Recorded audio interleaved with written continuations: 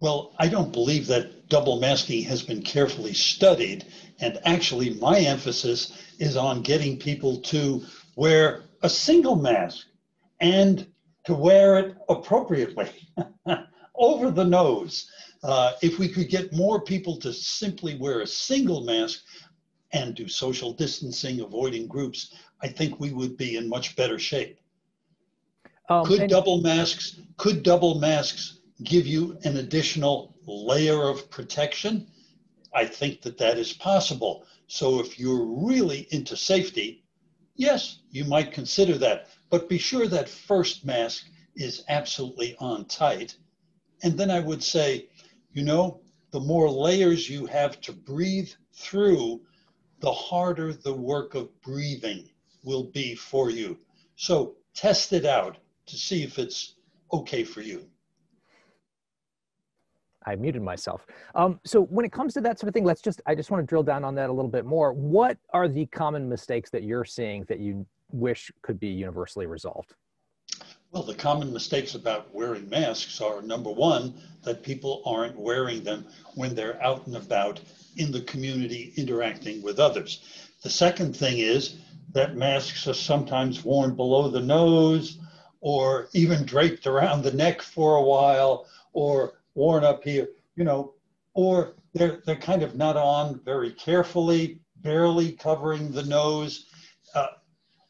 Make sure it is fitted to your face and is on correctly. And I know we go around and they fog up the glasses occasionally, but that's no reason to take the mask off or put it down below your nose, because then it doesn't work. Let me also ask you, because we are all simultaneously hearing we need to consider better masks these days. Are you in that camp? Better masks would be good. You know, we use a better form of mask. They're called N95 respirators in healthcare. And they're better because they fit, and we're trained to put them on, fit very tightly around the cheeks and the chin. But I will tell you, they increase the work of breathing. There's no air that leaks around the edges. You have to breathe the bad air out through the fabric and get the good air in through the fabric.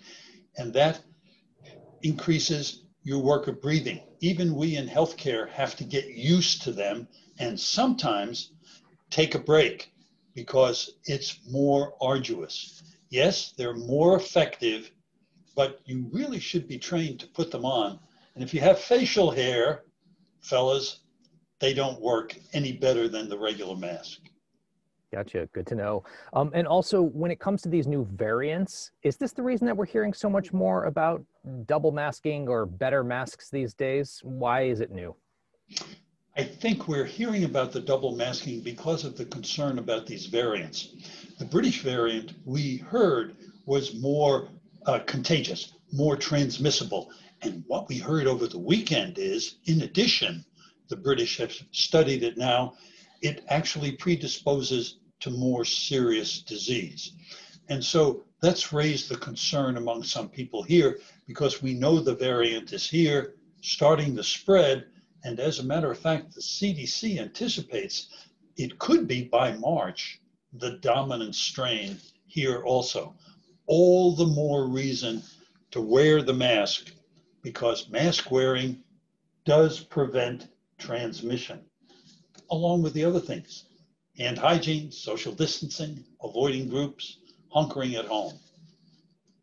All right, and this is a little off topic, but I just got to ask, you see people all the time walking around by themselves outside and they have a mask on. Does that make sense? It makes sense because they are communicating to everybody that they're getting with the program. If you look around and see only people who are masked, that becomes, in concept, the social norm. And that's what we want to promote. Everybody outside among people wearing masks, not some unmasked, some masked. I'd like to see everyone masked with the program outside of their homes all the time.